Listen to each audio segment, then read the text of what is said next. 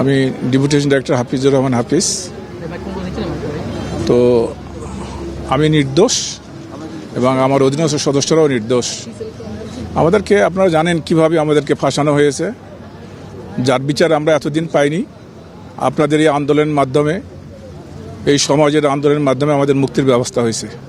এই জন্য সবাইকে আমি সাধুবাদ জানাই। আমরা যারা মুক্তি পাইছি এবং যারা আমাদের মুক্তির অপেক্ষায় আছে তাদের মুক্তির জন্য আপনারা কথা বলবেন সবাই।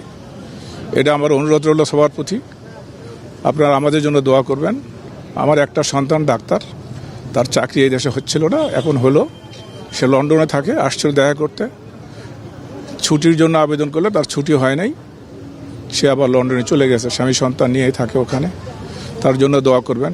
আর সমস্ত বিডিআর যাতে মুক্তি পায়, তারা যেন সুবিচার পায়, তারা যেন চাকরি ফেরত পায়, তার জন্য আপনারা সবাই একযোগে আমাদের জন্য কাজ করবেন। আপনারা কাজ করছেন, আর বাকি কাজটুকু করবেন। যারা নিরীহ বিডিআর এখনও বন্ধ অবস্থায় আছে, যাদের দেখার অনেক পরিবারের কেউ নেই, আমারই নাই কেউ, আমার পরিবারের তেমন কেউ নেই।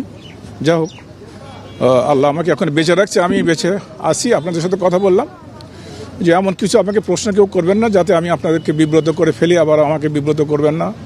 আমি আমাদের সবাইকে সাধুবাদ জানাচ্ছি। আপনারা পরবর্তী যারা আমাদের জেনারেশন রয়ে গেছে ভেতরে, তাদের মুক্তির পথ যেন সক্ষম হয়, সে ব্যাপারে আপনারা সবাই কথা বলবেন, সোচ্চার হবেন। এই অনুরোধটুকু আপনাদের সবার কাছে আমার রইল। আমার জন্য দোয়া করবেন, আমি আপনাদের জন্য দোয়া করব। এই সমাজ আজকে যে মুক্ত হয়েছে, যে জন্য মুক্ত হয়েছে, যারা শহীদ হয়েছে, যারা এখন পঙ্গু অবস্থায় আছে, তাদের সবার জন্য আমার দোয়া থাকবে। যারা কবরবাসী হয়ে গেছে, আল্লাহ জান তার বেহেশত নসিব করে। আর আমাদের মধ্যে থেকেও যারা মারা গেছে, আল্লাহ জান তাদেরকে বেহেশত নসিব করে। যারা বেঁচে আছে, অসুস্থ অবস্থায় আছে, অনেকে চিকিৎসা করতে পারছে না, চিকিৎসা হয় না, লং টাইম লাগে। তো চিকিৎসার অভাবেই অনেকে মারা যাচ্ছে, সুচিকিৎসা সম্ভব হচ্ছে না। জেলবন্দি থেকে চিকিৎসা করা খুবই কঠিন। তো যা হোক, যে অবস্থায় আসছে, একটা জিনিস দ্বার খুলে ফেলছে। এখন হয়তো বাকিটা আপনাদের চেষ্টায়, আপনাদের কথায় হয়তো অনেক কিছু উন্মোচন হবে। তো আমি আশাবাদী আপনারা মুখ খুলে কথা বলবেন। এখানে ভয়ের আগার কিছুই নাই। আমার এখন ভয়ের কিছু নেই। আমার জীবন শেষ পর্বে, আমার 70 বছর বয়স। আমি 8 সালে অফিসার হয়েছিলাম, তখন আমি র্যাবে ছিলাম। যা হোক, আল্লাহ পাক আমাকে যে কোনো কালের কর্মে নিয়ে আসছে এখানে জেলখানায়। 16টা বছর আমি জেলের ঘাঁয়ে টেনে গেলাম। আমি হারাইছি পরিবারের সবাইকে, এখন শুধু আল্লাহ আমাকে রাখছে। সবাইকে বলতে কাকে? বলছি বাবা হারাইছি, মা শয্যাশায়ী, জানি না বেঁচে আছে কিনা যায় না, আমাকে সেভাবে বলা হয় না। আমার এখন আমি পাবো কিনা সে কথা ক্লিয়ারলি বলা হয় না।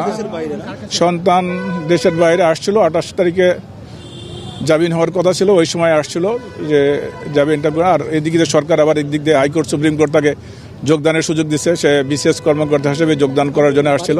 আমার বাড়ি বগুড়া, আমি বগুড়া গাবতলীতে বাড়ি। এটা আমার দোষ। আমি অবশ্যই ক্ষতিপূরণ চাই। আমি নির্দোষ, খালি এইভাবে নির্দোষ না। আমি বিডিআর দাওয়াতে আসলাম, র্যাব থেকে দাওয়াত খেতে। আমার সন্তান তখন খালেদা জিয়া মেডিকেল কলেজে পড়তো। আমি বিভাগীয় কর্মকর্তা হিসেবে পোস্টিং ছিল ফেনীতে। আমাকে এই ধরনের নাটক সাজায় আমাকে এখানে রাখা হয়েছে। আমি এই 16 বছর, আমার কোনো সাক্ষী নাই, কিচ্ছু নাই। আমি পূর্ণ সুযোগ সুবিধা চাই আপনাদের মাধ্যমে। দেশবাসীকে জানাই, বিশ্ববাসীকে আমি জানাতে চাই যে আমি নির্দোষ, আমি নির্দোষ, আমি নির্দোষ। আমার সাবঅর্ডিনেট সদস্য যারা আছে তারাও নির্দোষ। এটা চালিয়ে আমরা বিভিন্নভাবে আটকে গেছি, আমাদের আটকায় ফেলা হয়েছে, আমাদের মুখ বন্ধ রাখা হয়েছিল, আমরা মুখ খুলতে পারি নাই। আপনাদের মাধ্যমে আজকে মুখ খুলে কথা বললাম। আমি চাই আপনারা আমার এই মুখ খোলা কথাটুকু সবার কাছে জানাই দেবেন। আমরা নির্দোষ ছিলাম, আমরা নির্দোষ ছিলাম, আমরা